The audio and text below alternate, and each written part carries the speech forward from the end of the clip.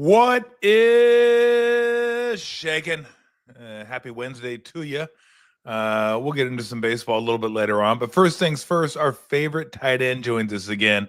Our favorite tight end has always been our favorite tight end. Now, a little bit of royalty. A 49er Hall of Famer. He's going to go into the 49ers Hall of Fame this football season. So that's pretty awesome. Super cool. Brent Jones joins us. Number 84, number one in your hearts. Hello, Brent. Tommy, love the graphics. Show's kicking some butt. I love it.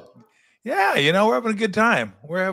I can't wait till football season to get a chance to talk to each other and go over the football, the good, the bad, and the ugly is usually the most fun to talk about. But it is fun hating on teams and lame players. And the Browns, of course. I know you love that. You love that. They just do it to themselves. They really do. So talk about, finding out you're going to be a member of the 49ers Hall of Fame. I mean, long overdue, richly deserved. Couldn't be happier for someone who's just I always say I root for good things for good people, and you're just a really good person. So I'm glad you're getting this honor. Talk about, the logistics and kind of when did you find out and everything that went with it? Well, I was just sitting here in my office and my phone rang and I looked and it said Jed York. And it's not like I talked to Jed all the time. I had his number from years ago. And I thought, maybe they've got some event or something that they, need me for. So I answered it and he said, yes, I'd like to speak to the next 49er Hall of Famer. And like, I froze. Like I did. I was like, and I was psyched and he was so gracious and said a bunch of great things. And I was really fired up. And he's like, we got a lot of stuff planned for you. So you hear about all this coming up and we'll have everyone reach out to you here in the next couple of days. But I wanted to be the first to let you know. So it was really cool. That's super cool. We'll go talk a little bit about the evolution of kind of your relationship with the Niners, because 10 years ago, it wasn't like this. And I know there were a lot of guys that played in the 80s and 90s that maybe didn't feel like they reciprocated the love you guys had for the team. They didn't bring you guys back. They didn't understand the value of bringing back guys in the 80s and 90s to just be around the team and talk to the team. And I don't know, my own feeling on that was when John York took over the team. I don't think he really wanted to own a football team. I don't really think he knew how to own a football team. And I don't think he kind of, to be quite frank, understood the value of bringing you guys back and just having you around. But talk about that evolution where it wasn't always this way between you and not just you. I mean, Jerry's around all the time now. I see Joe there. I see Steve there. I see a bunch of old 49ers that you didn't see for about a decade there. Yeah, I think when the Yorks initially bought the team, they hadn't really had much experience. So I think that they were kind of, getting their feet under them for a handful of years. And as you recall, there was a few different football people kind of in and out. It was a little bit of a revolving door. And I think they finally just landed on getting some quality people, not only front facing like a GM or a head coach, but in the internals of the organization. And so it started really kind of come together, and it probably started to change, I think, with Jed, in all honesty. Mm-hmm. Yeah. He's super engaging, super bright, and has ended up becoming one of the great owners in the National Football League. And I mean, who would have known that, 10 or 12 years ago? But they started really, I think, embracing the past while wanting a significant future as well. And of course, a significant current day. And so I think the way that you do that is you're just genuine, and Jed's a genuine guy. And I know that he wants to win, and knowing early on that he wanted to win, I could tell. And when you want to win, you do things differently. You attack things differently. Everybody says they want to win. Like the Cleveland, what are you willing to do? Say they want to win. Yeah. They're never going to win. And so you have to actually spend money. You have to be methodical. And so I think the organization, like I said, went through a few fits and starts with different people, with different GMs, and then when they got John Lynch, I really think that changed everything from a management perspective. And then they get Kyle and those guys together, super solid, super consistent. You know what you're going to get.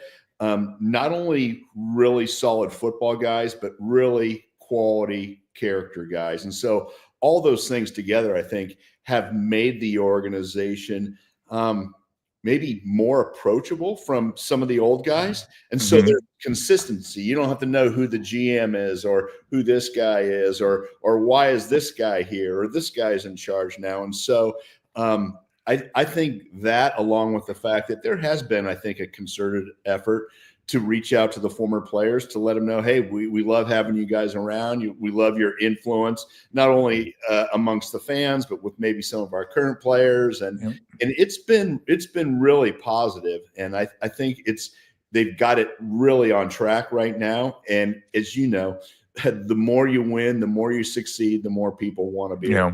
So it's been a fun run the last several years. Of course, last year wasn't as fun, but there were so many strange things happen along the way that, you know, sometimes the season gets away from you. Yeah, I felt like, look, and I agree with you on Jed. I think Jed really wants to win.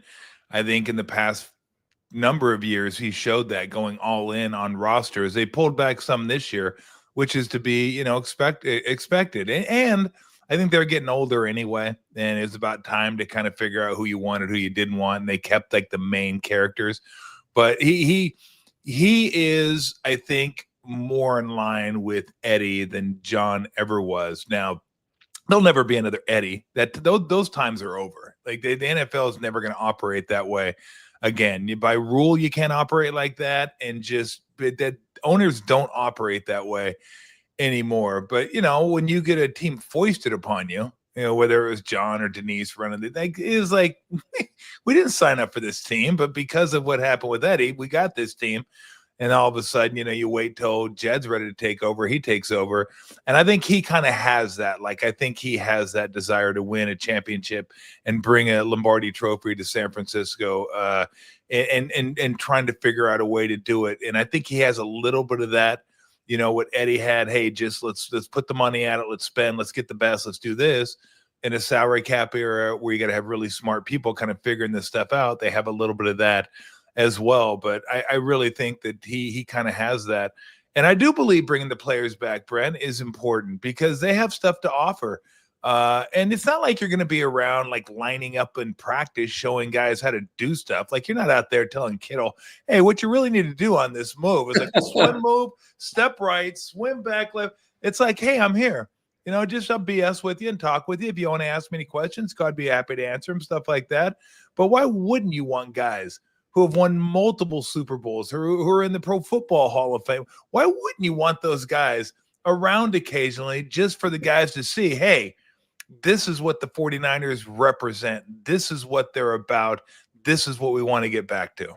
Yeah, you know what? I think you're 100% on it, Tom. And I think that they realize it all kind of works together. And it's, like I said, it took some years to figure it all out, but I think they've got it figured out. And there's some guys that are doing great things inside the building as well. Keena Turner, he's not out front, and some old guys that had played that understand the dynamics in and around having players have a great relationship with the current ownership. And I think it's really proven to be a really strong model. And I think that they're continuing to stick with it. And it's great seeing, I mean, there's a generation of guys that I don't even know that well that I'd love to see coming around. Cause I'm kind of our era, the quote Super Bowl era. Yeah. There's a lot of those guys, but we're getting older. And I kind of love to see the guys that are kind of, 40 to 50, kind of in that range that have played. Like Mike Rumph? Success. Yeah, there you go. I don't know why I just thought of Mike Rumph. I have no idea why I just his name. How can you not love that name? You love the name Rumph. Oh, Rumph. Rumph. Oh, my goodness. So when did you feel like When did you feel like you kind of got back into the fold with the 49ers? Was it when John and Kyle got there? Because look, they're football guys. They understand it. Kyle was here when he was little. If anybody understands the lineage of the 49ers, it's him. His dad was an integral part of it, and he was at the practices just kind of running around. So he gets it. John gets it because he's a football player and he's that type of guy. But was it when they came on board? Was it before that you kind of felt like you kind of got back in the fold with the 49ers?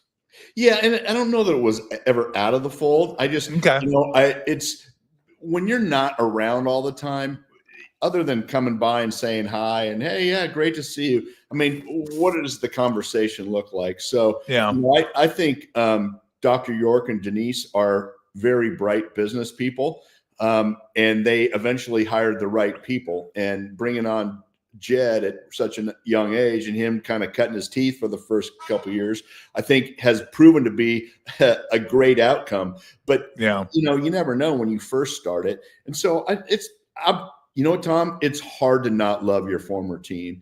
And everybody, when you leave for a year or two, you always think I could have played another year, or this GM had my number and he's trying to screw me, or this, that, and the other thing. But life goes on. Everybody realizes that we all get old. You can't play the game at the same level, and you're connected to your team.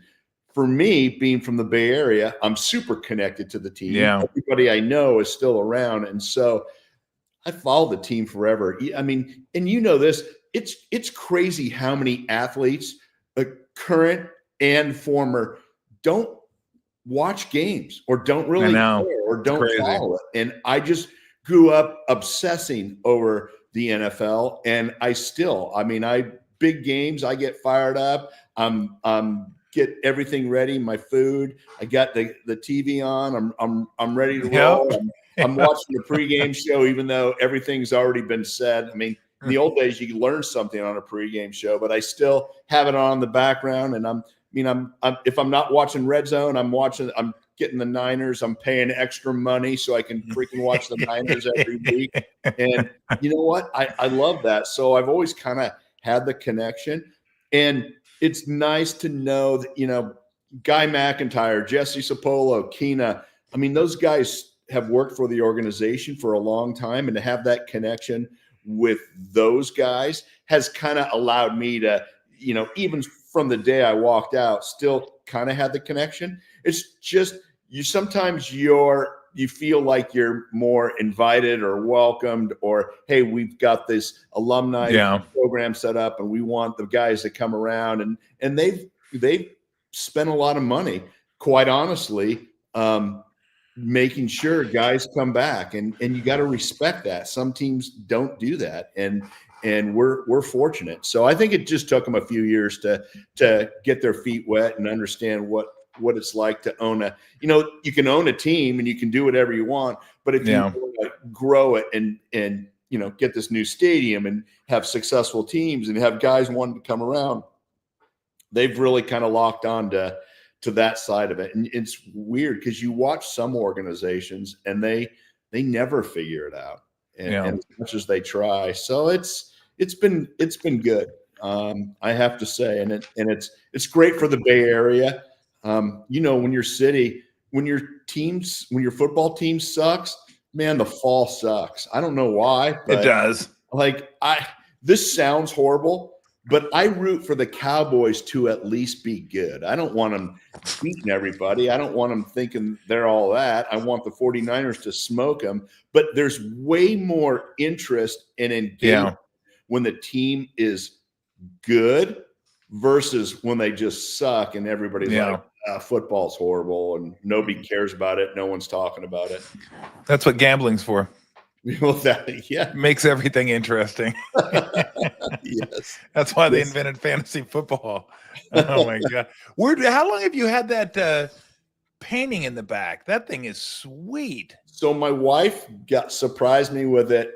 I think it's 4 or 5 years ago now, and didn't have a place for it, and it ended up we built a little barn, and my office is out in the barn. So she's I bet you it's a little barn. The painting, a little barn.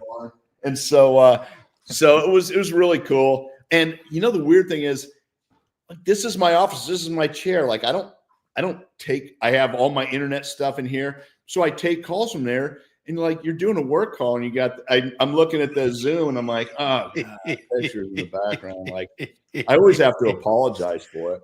But I was telling, like, I was on a podcast a few weeks ago, and somebody was ripping me the next day, like, guy's got a picture of himself behind him. It's like, you idiot. It's not me. Like, I'm 62 years old. Yeah. Woo-hoo. Look at me. Like, do I look like that anymore? No. Super pumped. Yeah. It was interesting because if I had one, it'd be me in the middle, and then you have like 3 cool shots. I think I'd have enough for 1 cool shot, and then the other 2 would probably be me sitting on the bench.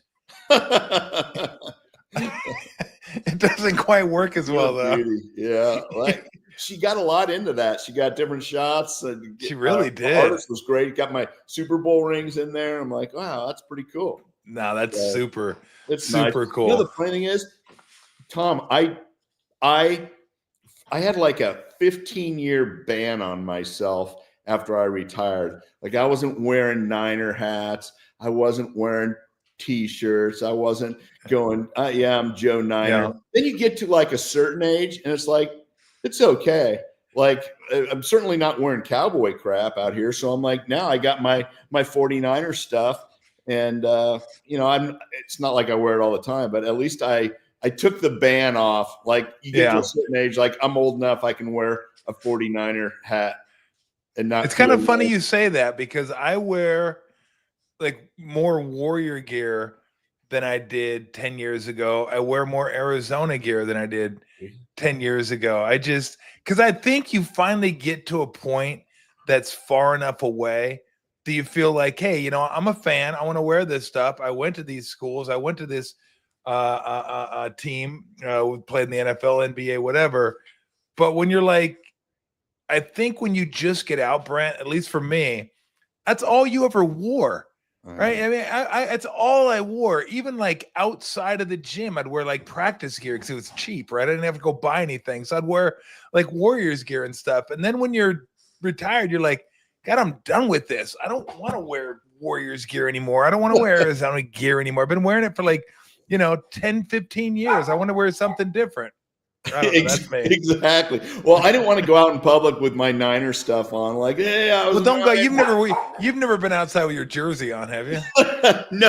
I got a great story though. When I was in college, we went to a game at San Jose State, and it was a big black guy in the stands with a 49er starter jacket, and my buddies were like, "Look, there's Bubba Paris."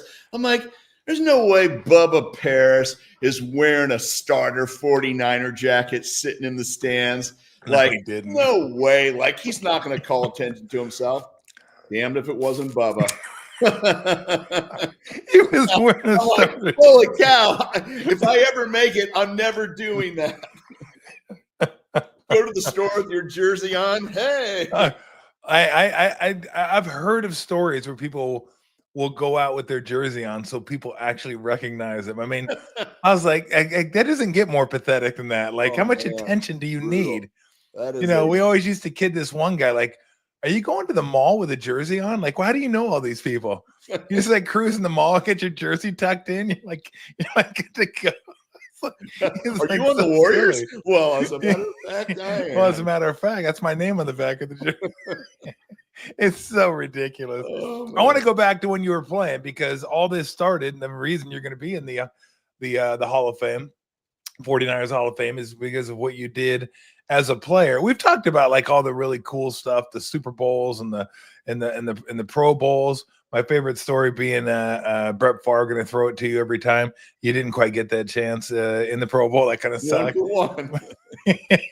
What was the first time, or a time you could remember, where you like just couldn't stand Coach Walsh? You're like, God, I don't want to see you right now. Just leave me alone. Get off my back.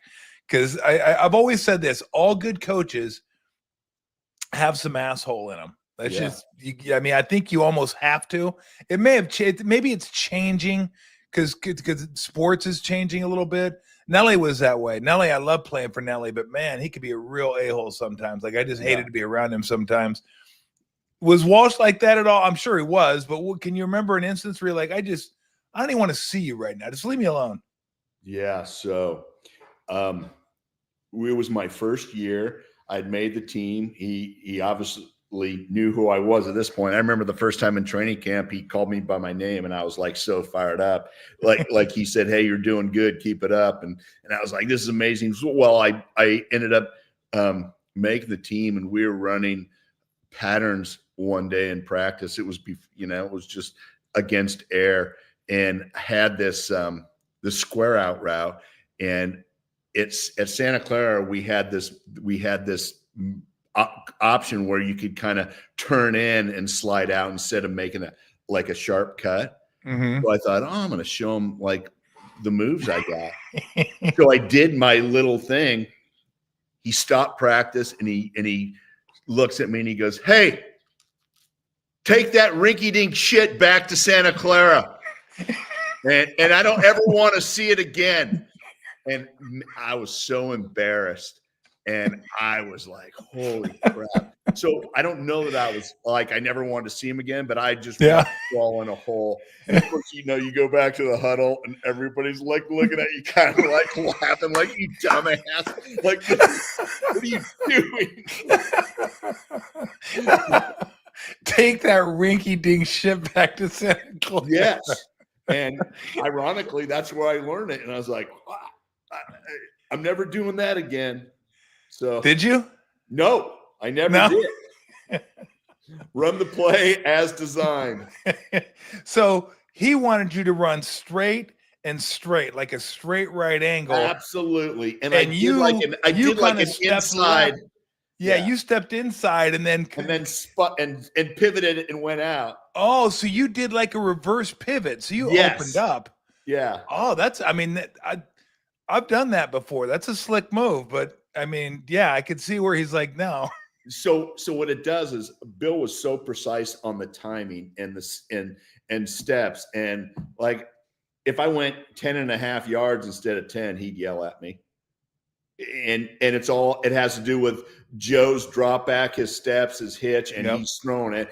And, this bit of a difference makes an incomplete pass. And he'd go over this and he'd talk about it and just the attention to detail. So just the fact that you weren't already out, it maybe was a half a step. If you did your inside release, it would disrupt the timing and it would screw up the quarterback, basically. Well, take me through that just for a second, because I'm wondering, you're not always lined up on the 35 or 37. It could be 37 1/3, could be 37 7/8. I mean, you're not sure exactly where you are. So when you say 10 yards, in your mind, have you gone over it enough? Do you know exactly how many steps that is? Which could change if you get chucked by the defensive end or linebacker. It could change a little bit. So how do you make sure you get to that? It's because I've always wondered that. I'm like, they can't be exactly 10 yards. I mean, I'm not talking microscopic. I'm just talking down to the yard. How do you make sure you get to that? Are you looking at the ground to see where you are? How do you figure that out? So, you know what? Early in your career, I would look at the ground and I'd look forward and I'd kind of have a landing spot. And sometimes you could nowadays tight ends get free releases, but you used to get held and disrupted. And so there was a feel, there was almost an internal clock where if you only went 9 yards in a game and the guy was hanging on you, but you created separation, the quarterback can feel that too. But it's more rare that you have to come down off the 10 yards. It was, and then you got to the point in your mind where you could feel it. Some guys maybe never could feel it. That's the difference between route runners. Some guys can sense it and some guys have to count. I promise you can see guys that are counting their steps with their body language. You can just tell they're just too robotic or what have you, coming in and out of breaks, and it's kind of funny to watch. And certainly probably not a lot of receivers, but more tight ends. But yeah, and literally, like, we'd go over plays. on air time and time and time again. And I remember like one day he was yelling at Joe because Joe was putting the ball like right on the money, right on my like outside heading out number. Mm-hmm. Joe, you've got to put it 6 inches further. We don't want our receivers to take a hit step. We want to hit them in full stride. Like it's got to be right here. And we'd practice it over and over and over and over again. And it got to be so precise, because the difference, if you think about it, Tom, and I remember at the time going, this is stupid. Like, why are we doing this? Is so rudimentary and stupid. But it wasn't. It was genius. But you don't know that till you get over at the time. When you're going through it, you're like, why are we doing this? This is just, it's like, what are we trying to solve? Well, we're solving for brutal situations, 2-minute drill, you're backed up, and man, you're running these plays and the precision like clockwork. And the difference between half a step, slowing down just a little bit to catch the ball here versus in stride, that quarter step is the difference between a guy grabbing your ankles and you're going down for 10 yards versus running another 12 yards and getting a 22-yard gain. No, well, they didn't call him the genius for no reason. Oh man, it was he knew angles, he knew the percentages at different yard stripes. Like, hey, if we throw a 30-yard pass, it's only completed 23% of the time, but if we do this and this, the trajectory, it goes up to 47%. And like, man, like he had some data that before computers that was crazy, and we'd practice it and the routes. So you never got in a sense, you could go 9 3/4 and run the play and it would probably be fine, but you wanted to aspire to 10 yards consistently, and the quarterback with their steps. And, there's a guy in Joe's face and he has to, sidestep a guy, and you're coming out of your break and it's not there. And you got to keep rolling and come back to the ball. Don't drift. He was obsessed with not drifting. Like it was either flat or a little angle back, because you drift, the guy, so many interceptions happen. Pick six. These undercut guys, because they're running crappy routes. Pick six on those type of routes. And by the way, one of my least favorite routes in the history of football is running the out at the goal line. 1,000%. It's like, what are we doing? Like, I mean, the margin for error there is like so minuscule, and you can't beat the guy. You only got 10 yards behind you, so he's going to be up on you. I'm not saying it never works. It does. But I just hate that. I always say my favorite goal line play, I got a couple of them, but the one that seemingly always works is you run like I don't even know what they would call it, like a handoff right with a lead fullback block, and then it's a play action, and the fullback just keeps going into the flat. It's like that. It's like all the time, just like wide open. So easy. In fact, every team runs that play, and then you have the tight end block, and he goes into the corner, and you have the running back with the fullback in the flat. You get a two-way option, and it's so hard for defenses to cover that, because they're thinking it's a run all the time. And of course they know, they've seen the play on film, but if you disguise it well, it's really hard to stop. And it's like, it's so obvious. You've seen it be successful so many times that you'd think teams would run it every time. Like it's a no-brainer, but sometimes teams outsmart themselves. Yes. They're like, oh, this will probably work, but maybe they're expecting it. Let's go. It's like a pitcher.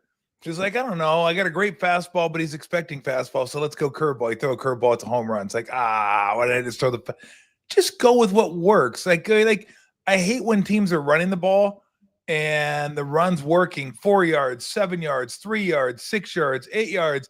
Then it's like, we're bored. Let's throw the ball. Yeah. And then they throw the ball, it's incomplete, or you get sacked, and now you can't run it because it's like 2nd and 17 at that point. It's like, why didn't you just keep running the ball? It was working. Like I swear sometimes coaches get bored of like calling stuff that works just because they want to be cute and they want to like put themselves, I'm not doing much. I need to get involved in the action here. Let me show how smart I am. not that smart at all, as it turns out. You would think that teams would have better goal line pass plays. I mean, everybody runs. You really would. Plays, but they don't. It's like you should have 15 or 20 and run them throughout the year and do them at a different look so guys can't tell them that they're coming. But what the best play, first of all, first down, you got to run your play action on first down. Nobody's biting on third down, you dummies, but it doesn't keep people from wasting time with some play actions.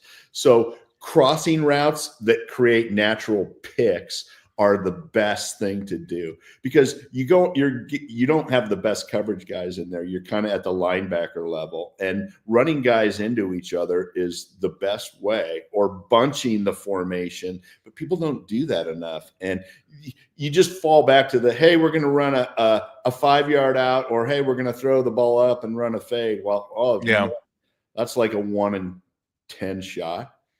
It's like, they come up with some new plays. Nobody or an 0 for 3 shot if you're the Niners against the Ravens in the Super Bowl. Maybe even 0 for 4 shot. That was tough. And here's my thing too.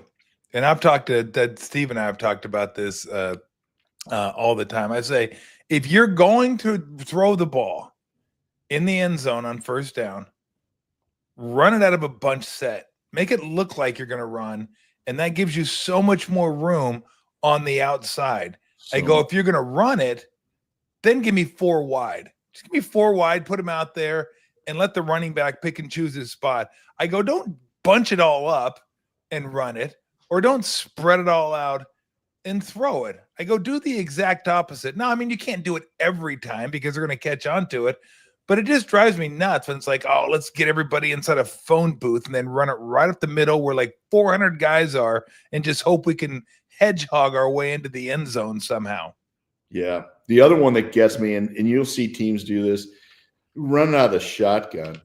Like, so what, you're going to put your quarterback 5 yards back from the line of scrimmage, and then you're going to have your running back at another yard or 2 back. Here, let's run the ball. Here, we'll start at -6 yards.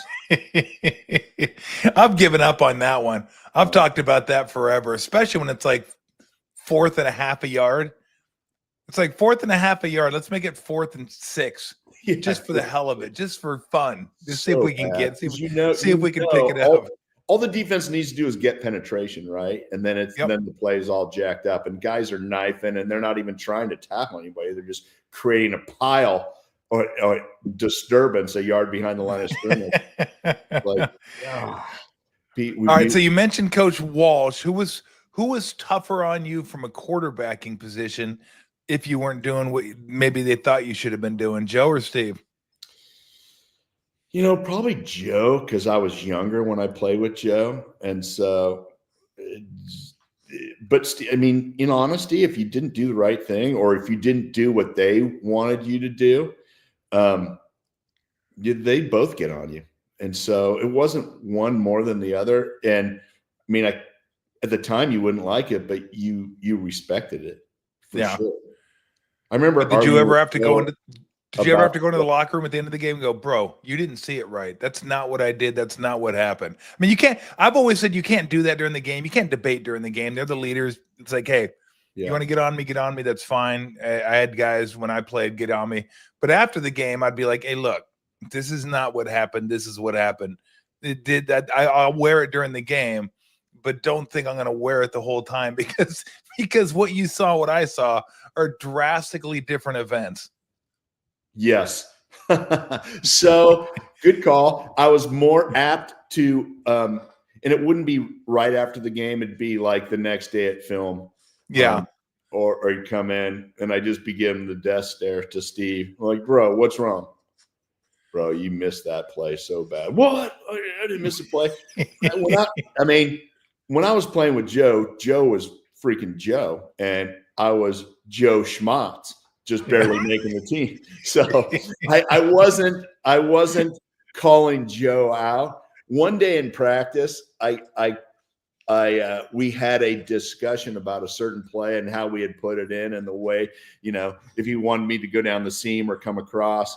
And to this day, I swear I was right, but he was telling me I was wrong.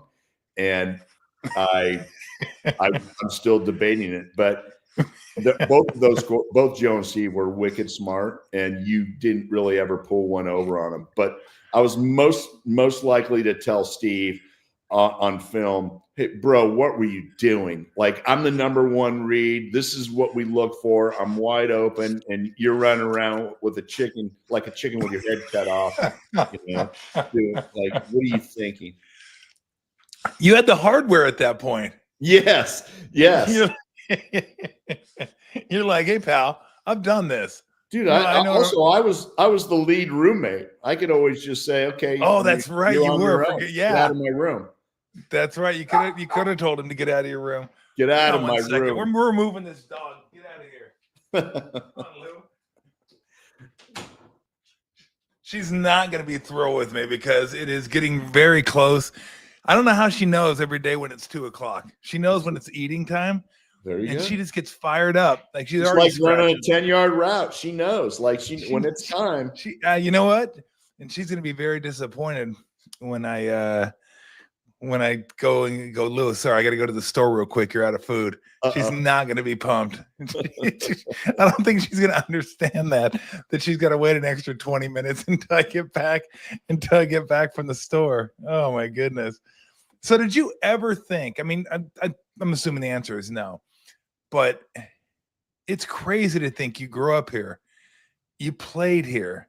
You played professionally here. Like, there was almost a chance you weren't. You get drafted by Pittsburgh. Yeah. And then you make it back here, and your whole career is here, right here in the Bay Area. Now, I don't know if that beats my buddy Bergie, and your buddy Bergie pointed out to me yesterday that Bob St. Clair basically spent his entire career at Kezar.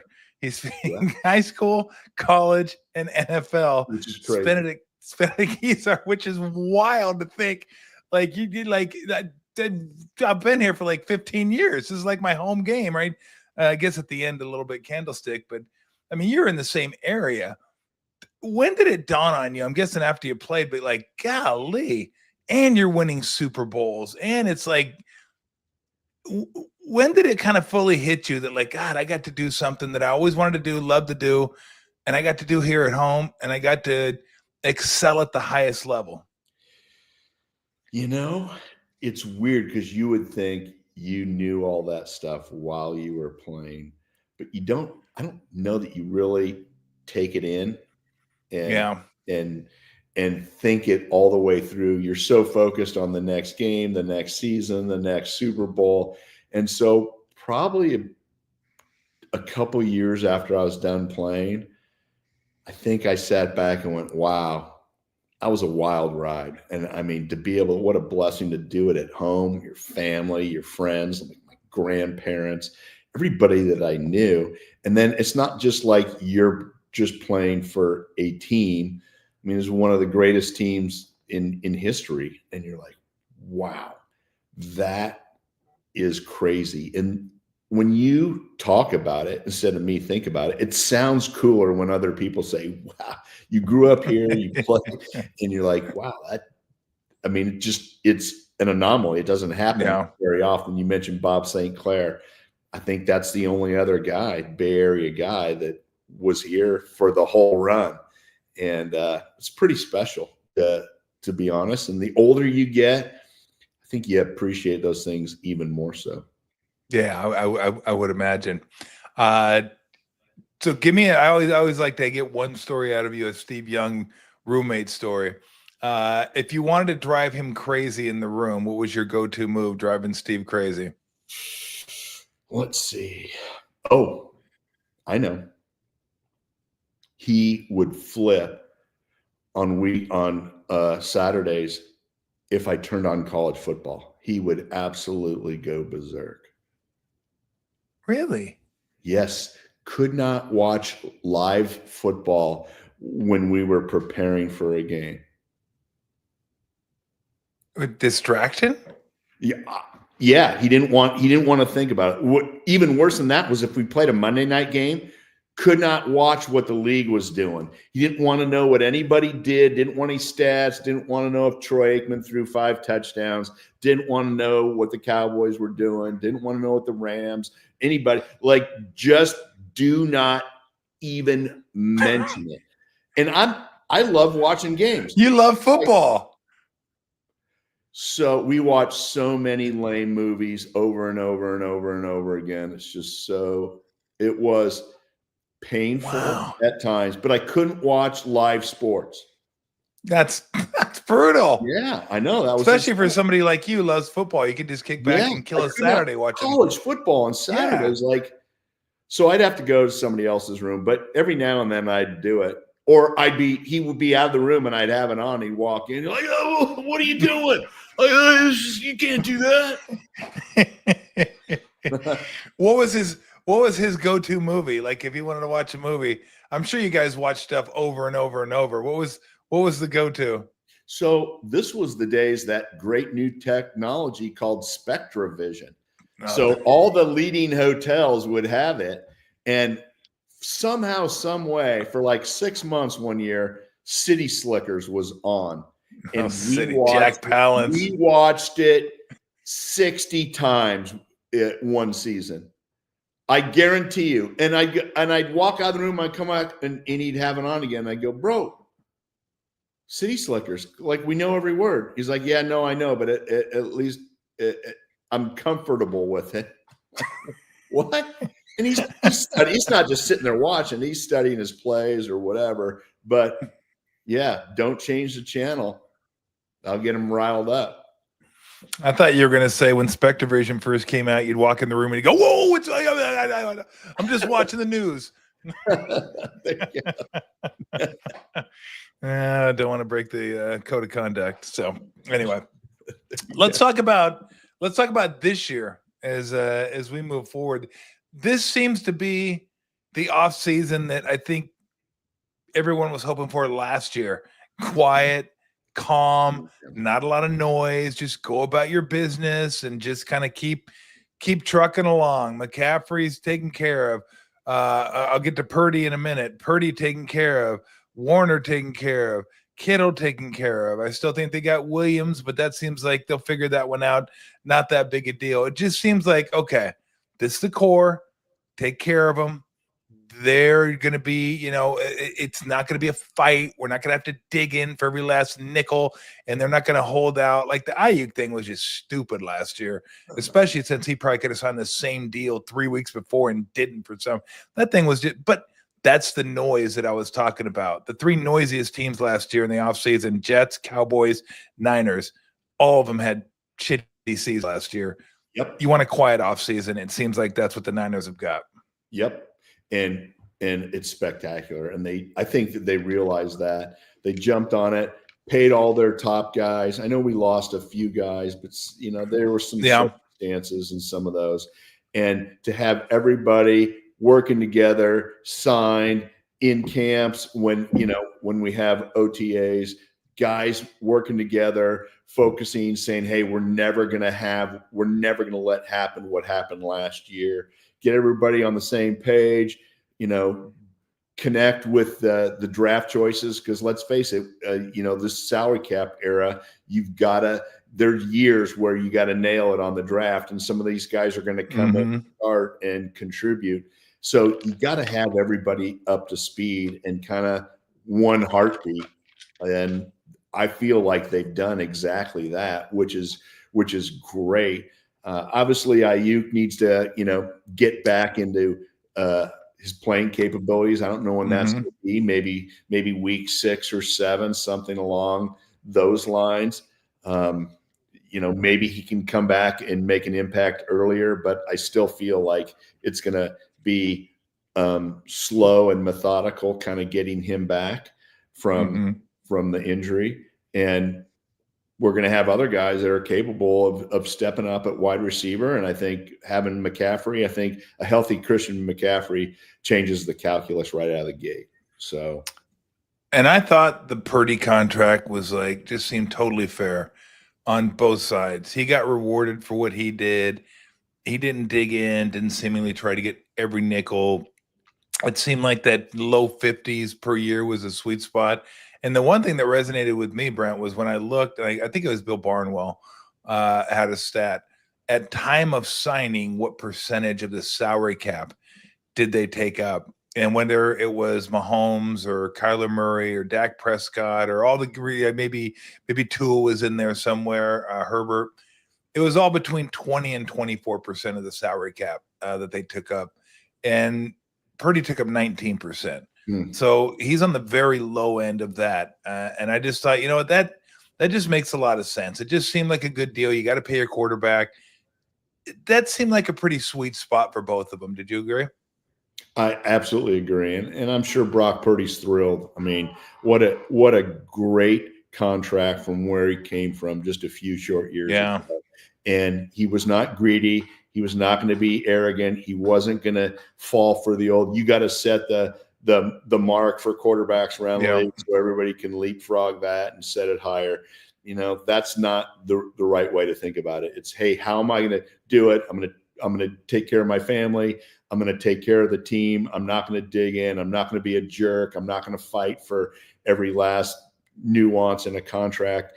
And I think it was perfect. I think it set the tone. It's what you want from your leaders. And I think across the board, everybody fell into line. And if you look at George did a similar thing, Fred, I mean, it's so great to have guys that want to win, that understand, hey, a little less, maximum salary can get us by 3 or 4 guys can get us another player or two. And that sometimes that player or two is the difference. And so I think all these guys understood it, and it speaks volumes, because there's players out there that certainly aren't going to take a penny less than what they determine is their value. Yeah. I've never gotten mad at those guys. It's just, there are consequences to come with them. I mean, there's only so much money that you can spend. And if you want to make the absolute top of the market as much as you possibly can, that's fine. But then don't come back and complain about the team not being able to put together, a winner, because maybe you could have helped out with that cause. Now, some players are probably like, well, I don't even know if the team's competent enough to use the money I save them to put together a good team. And I understand that. But I mean, there are consequences. Don't just say I want the most and we want to win. Well, okay, maybe you can do that. That's a possibility. But there's a possibility you might not be able to do that, especially in all these sports that are capped. Baseball's not capped, but they have aprons now. It might as well be capped nowadays. So, everyone's going to have their rules that they have to abide by and how you go about business. But yeah, it just seemed like, he hit the sweet spot. He was good. The team's good. Everyone's there. Camp's rolling. No noise. And no noise is a good camp. And no noise is a good off season. I haven't heard anything negative about the rookies. We'll see. There's going to be a lot of them, and some of them are going to have to play a lot of snaps this year and do well for this team to do well. But I think the season sets up nicely for him based on what happened last year. I think motivationally it sets up well for him. I think health-wise it sets up well for him. I just think recharging the battery sets up well for him. And I think the schedule. And they got some they got some shitball games this year, man. I was like, well, there's literally no big time games this year except for maybe the Rams and the Seahawks. But you start going down the list, it's like, wow, this is slim pickings here. But Kyle is loving those slim pickings. The slim pickings never tasted so good to Kyle. I agree. I was looking at the schedule. I'm like, I must have missed a team or two, because there's got to be a big time team coming in, and when's the home game? And I went through it again and went, nope, that is a very favorable schedule. The most that I can recall ever seen in the last several years that I've been paying attention. It's wild. All right, let me ask you this. So this is I know you play fantasy football, and I play as well. I got into it with my kids. So we got like a 12-team league. So great that a guy that said that he was never going to play fantasy. It was stupid. Never going to play fantasy. And it took my son to get me in. So it's both of my sons. My daughter was like, she was a psycho last year. Like literally, like, who are you right now? You're like coming down here and cursing and going, I can't believe this guy dropped this. I'm like, Hey, whoa, slow down, okay? I mean, you're scaring me right now. You're scaring me. She's turned into the biggest psycho fan. Her and the Warriors drive her crazy all day. I mean, she's hilarious. But and then it's Bergie who won it last year, so I got to hear that crap. Man. I know it's brutal, isn't it? It must have been rigged somehow. And a bunch of my buddies that play, and Weston's friends, so it's kind of a combination. But anyway, here's what I want to know: where to take Christian McCaffrey this year? Because he went number 1 last year and didn't pan out because of the injuries. Wow. Or is he a first rounder still? Is he right at the top of the second round? Is this still going to be the year of the running back? Because last year, if you drafted running backs, you were money. Even Barkley and Henry and Gibbs and Robinson. I mean, there were monster backs last year. So I don't know if that's going to continue, but you play fantasy. Where would you kind of slot McCaffrey? And I'm still thinking maybe end of the first round, take a shot at him, but it's still scary. It is scary. I would just, my gut instinct would say end of the first. If he's there, it's a little risky to take him first pick or second. Yeah. Pick. He was the obvious first pick last year. And so I've altered my strategy. I was a big running backs guy for years, and I loaded up on running backs. And I read a thing, an analysis last year that said, take a quarterback way higher than you typically would. So I took Saquon as my running back at the end of the first round, which was a genius pick. I thought he'd have a grudge, and I knew he actually had a decent line. And man, that was for me. Yeah. But I took Josh Allen coming back. Did you really? Yes. And wow. Everybody was looking at me like, oh, you fell for the old, and he went off. I mean, and so I had two of the best players, two of the top point getters right there. And I'd love to say I knew it, but it was more lucky than good. And then I filled in with running backs. So I got Mixon maybe like late second. And he ended up being really pretty darn good. And it's just, so each year you never know who is going to draft player X, Y, and Z. And so it kind of like after your first pick, depending on where you're slotted, you don't know what the heck's going to happen. So sometimes you might overreach. But yeah, last year was the very first year that I overreached for a top quarterback and hope he didn't throw a bunch of picks. And he ended up dominating. He also gets a lot of rushing touchdowns. He does. Man, it's like having Jalen Hurts. Yeah, my team last year it was so tragic. I'm begging off. If you're over 30 years old as a receiver, that's it. I'm taking you off the board. I did it twice last year. I took Tyreek Hill fourth, but that was a whole quarterback situation. That screwed me. Devontae Adams in the second round. Once those guys start switching teams, they're washed up. Oh, it's brutal. And I love Devontae Adams, but he's disappeared. Yeah, and then the fourth round, because he was still sitting there, I go, oh, let's get Patrick Mahomes. Oh, Patrick Mahomes.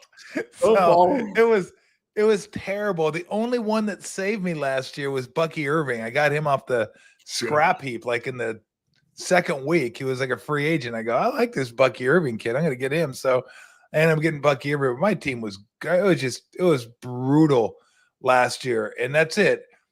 So I don't know if I want to go receiver. Like Jamar Chase is obviously the number one guy, but I always worry about guys that have career years. They're going to come back and have another career year. Probably not, but it's hard. It's hard to say. Do you not want to go with him? I mean, you could go with Justin Jefferson. Oh, by the way, how about that? It could be the first and third guys coming off the fantasy draft this year. How about those two guys on the same team in college?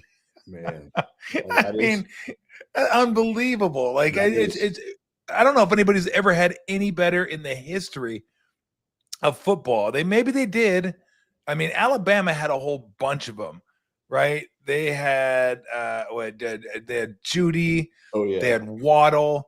They had Smith. They had Ruggs. So, I mean, they had 4, but those two, I mean, you're talking 2 of the best in the NFL happened to be on the same.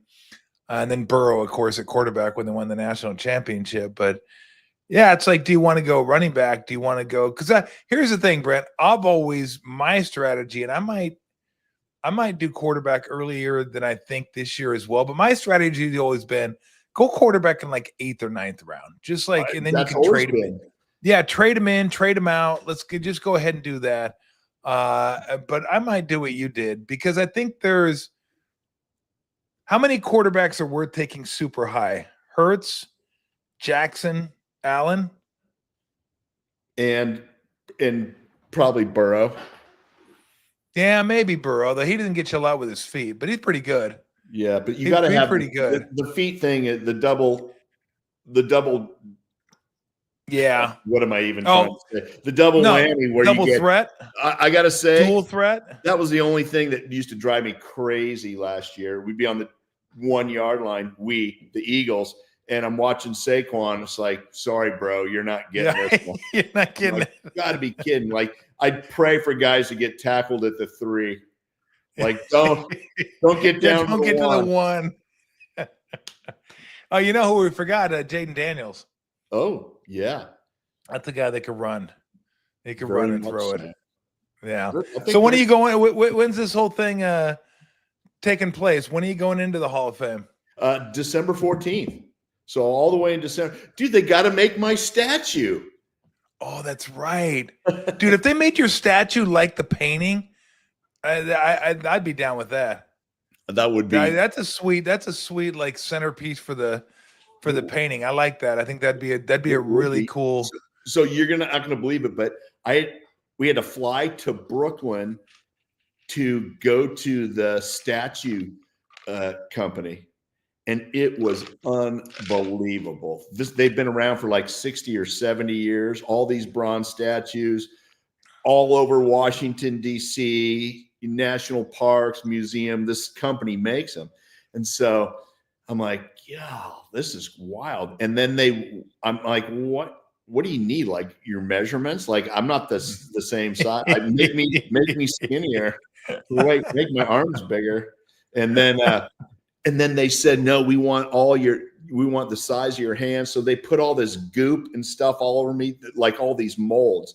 I have to hold my arm up and do this and do that. It was 4 hours of craziness. It was so interesting and spectacular. 3D imaging, AI on their computers, doing all these different things and maneuvering your, like how they wanted your statue to come out and bronze and this and that. And then they said the classic words, do you happen to have like any of your cleats from when you played? And ironically, I grabbed my last pair of cleats. They've been sitting in my closet for 30 something years. And Dana goes, oh, I made him bring those cleats home. And they said, it would be awesome. It makes it so more authentic. So strap my cleats on this bronze thing. And then really? My cleats are going to be on my game worn cleats. Those are incredible. It's pretty cool. That's incredible. Are they going to put it right out in front? Like it's going to be like 20 feet tall right out in front of Levi's? I don't. That's like a Joe and Dwight thing, not me. Let's go. Make it 50 feet. Just like huge, like a huge with like a spotlight on your helmet. You can swivel your head. I know. How wild is that though? It's kind of weird, like thinking, oh, there's a statue of me. Like what? It's crazy. It's weird. I mean, long after we're gone, it's going to be there. Like your kids are going to be able to go by there and go, that's grandpa, that's great grandpa. That probably hasn't even hit you yet. Like that's so cool that your family is going to be able to, look, 50 years from now, 100 years from now, they're going to be people driving by and go, who the fuck's that guy? You kidding me? Brent Jones? Exactly. But the family, whenever they could build vacations around you, Brent. The grandkids are like, let's go to Santa Clara and see Grandpa Jones. I never even thought about that. But there you go. That's so cool. I can't wait to see it. And again, I'm so happy it's happened to you. But I would like to talk about that painting. It looks a little like it looks less than 5 points of pressure right there. I'm You not know what? super happy. Great call. That is not. That's open field running right there. Yeah, I'm not super happy with that, but the ball security there. So you see my fingers dislocated? It's hard to really get in there and see, but I'll take your word for it. Dislocated fingers. I'd tape them together. Okay. So one of my I would like to see the ball up a little tighter. Let's see. I gotta look. Yeah, it's probably a little loose. Like most coaches wouldn't say something. Bill Walsh probably would have said, "Hey, you might want to keep that in tighter." But I'm striding in that picture, and you are striding.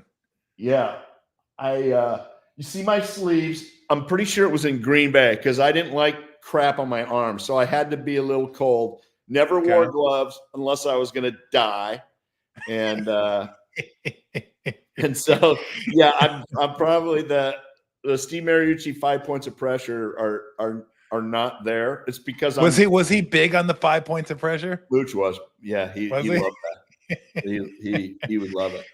I'm surprised Walsh didn't go. You take that rinky dink shit ball security with you back to Santa Clara. We put that thing up tight here. Remember Tiki Barber? He used to be running like nobody be within 20 yards of Tiki Barber, and he'd have the ball like way up. I was like, bro, you can lighten up now. You're gonna strangle the ball. Have it up high, wouldn't he? Like it was his elbow and his arm that were doing all the work. Oh my goodness gracious. Somebody has a question for you. What are your thoughts on Luke Farrell and how his presence could help Kittle be more prolific as a receiver? I actually have been impressed with Farrell the handful of times that I've seen him. And so I think he's going to be an under the radar weapon. And I think any time you have a guy, of course, George is going to continue to attract attention.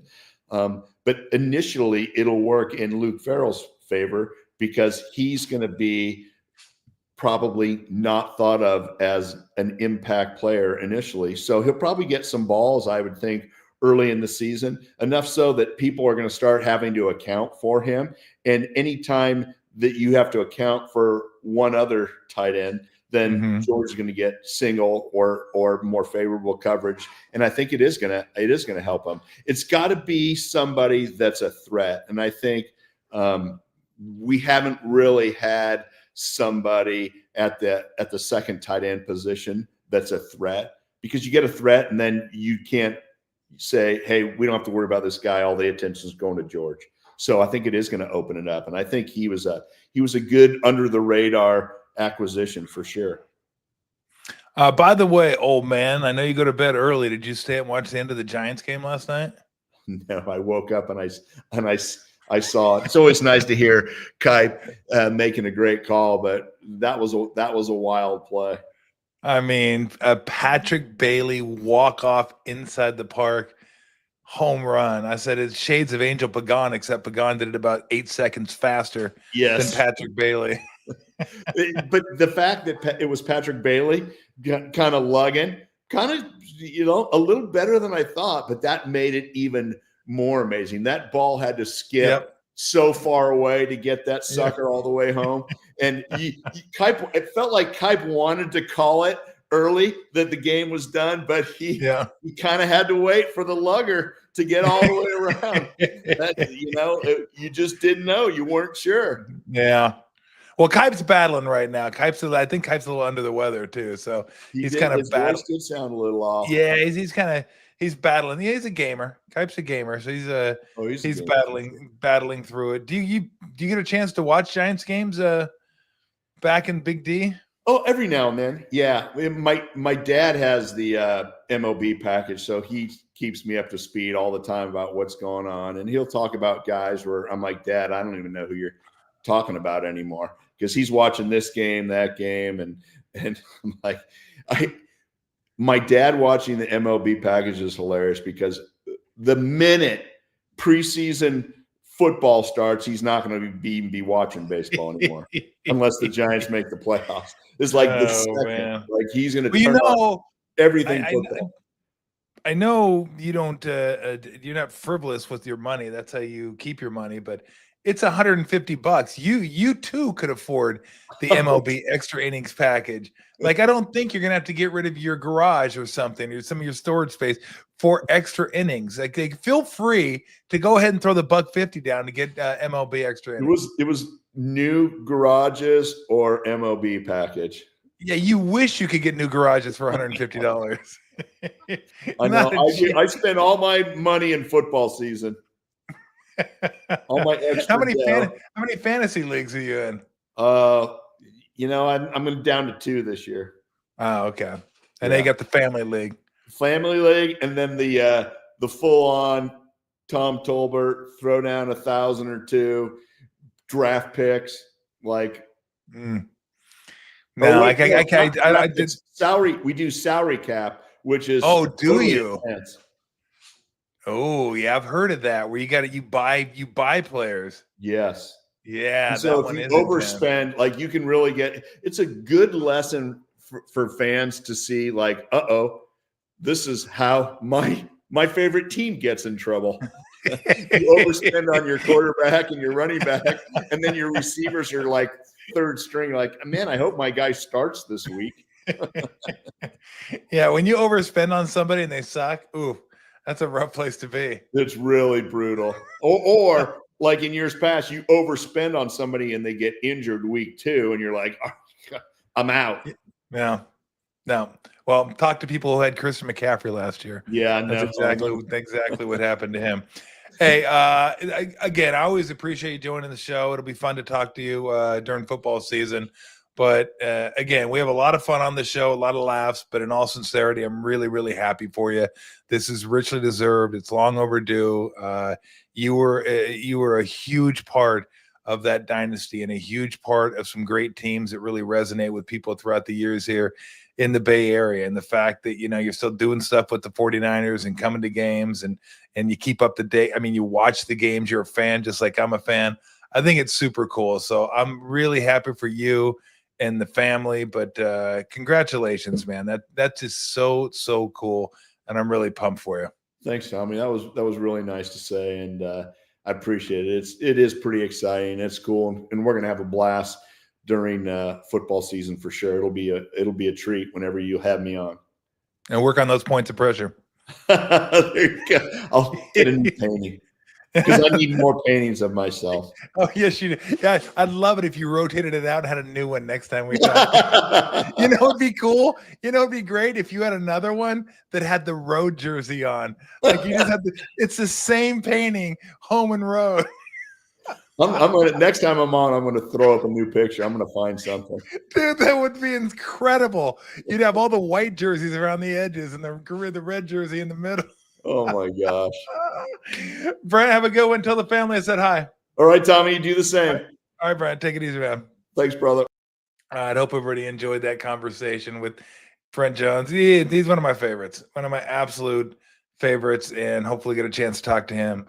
I'm hoping we can do it weekly throughout the course of the football season. But if not, Brent said he's amenable to coming on. So I'm looking for it. Lou is like literally attacking the door. It's like a werewolf out there.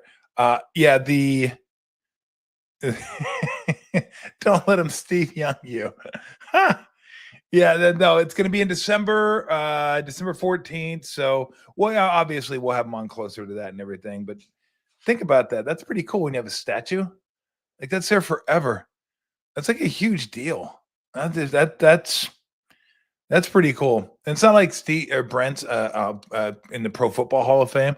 I think a lot of guys are in the Pro Football Hall of Fame, maybe some of the best ever. They kind of expect it. So maybe it's not a huge deal to them to get that type of honor. Brent's kind of like us, except he's really good at football. But he's a fan. He loves being a fan. He loves watching sports. So to have it happen to him in his, home area, it's just super, super cool. So I'm pumped for him. We mentioned the Patrick Bailey home run. That may have been the most unlikely finish to a game of all time. Like catchers don't hit inside the park home runs. They just don't. I mean, and the crazy bounce it took off the bricks past Marsh. I mean, it shot past Marsh. I thought Marsh was going to blow out an ACL trying to put on the brakes. Like, oh, shit. And then he turned around, and there's no chance once it got by him. I don't know what was going on in left field.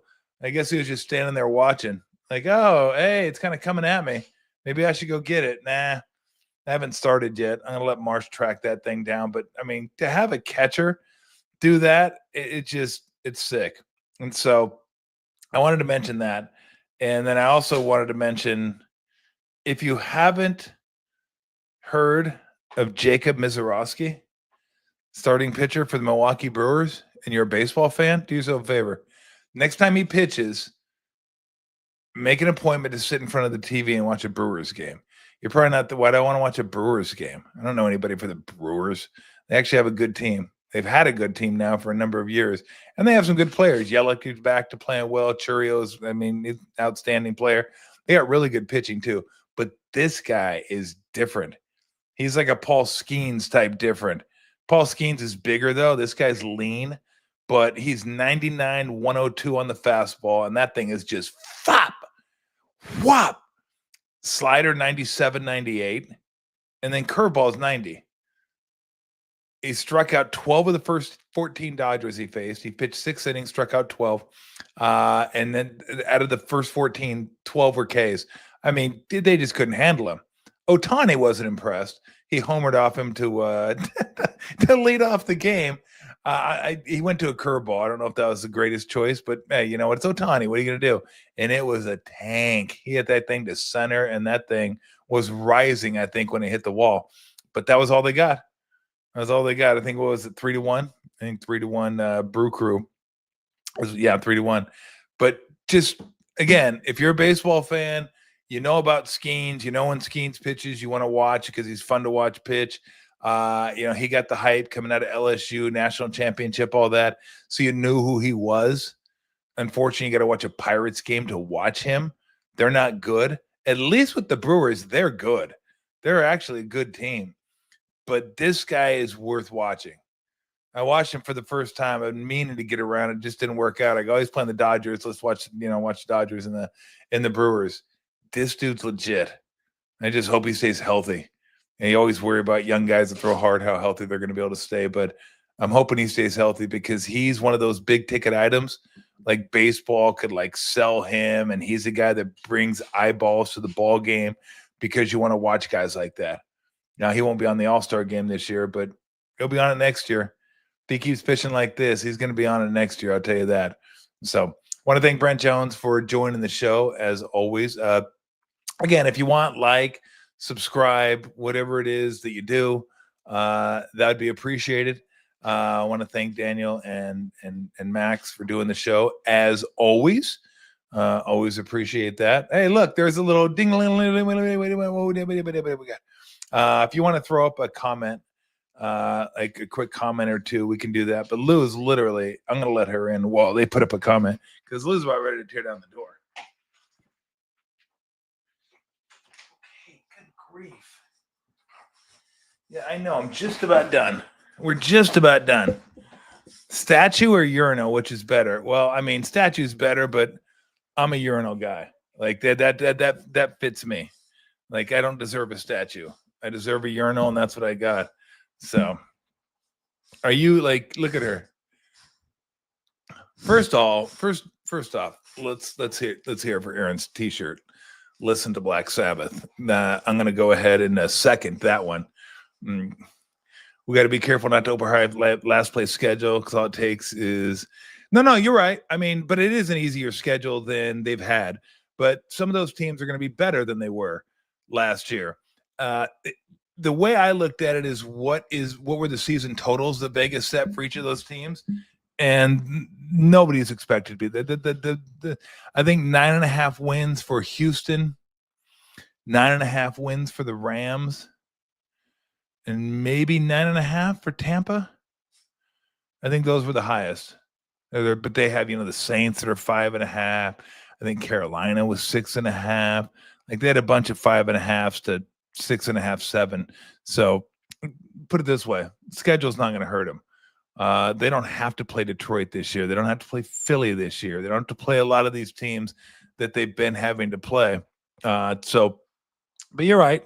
Sometimes you look at the schedule and you think, oh, it's an easy schedule, without realizing some of the teams on that schedule are better and they're going to outperform what the projections were for those teams. So, but still, put it this way, it sets up nicely.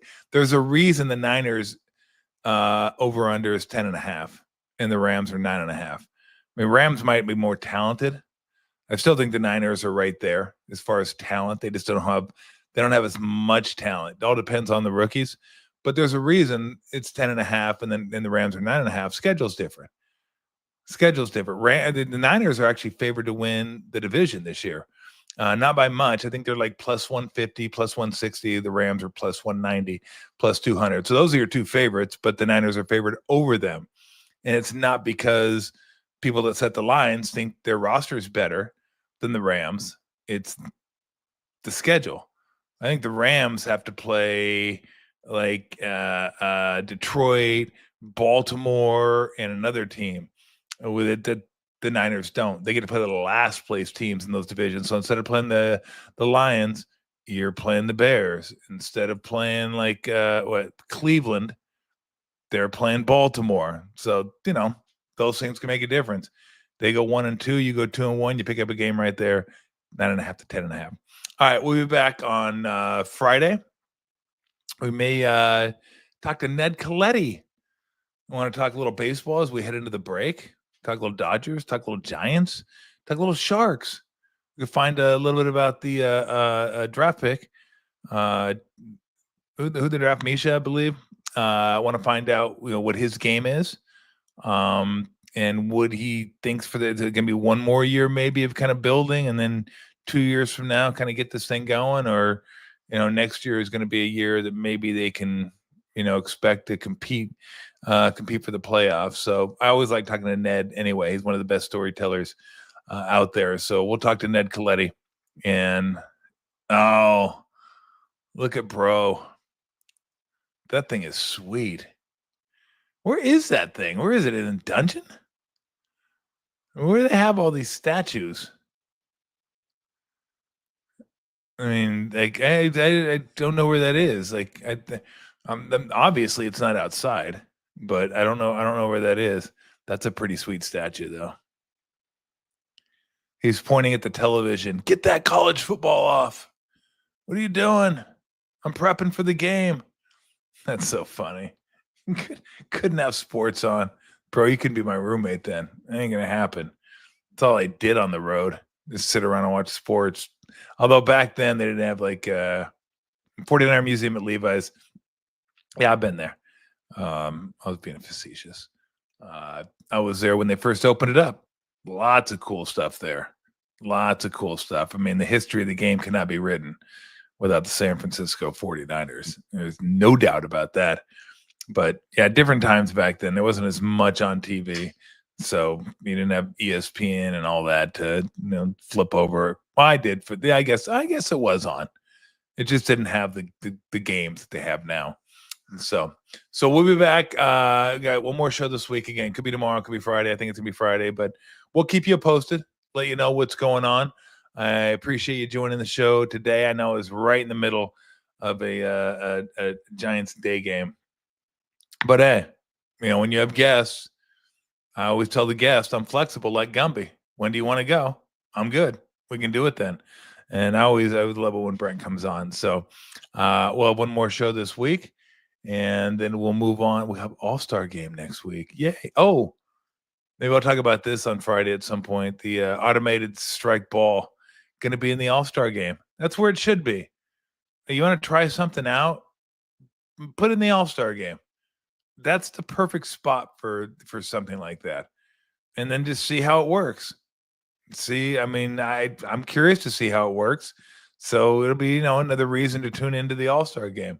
So everybody have a great evening, and we'll see you again soon. See ya.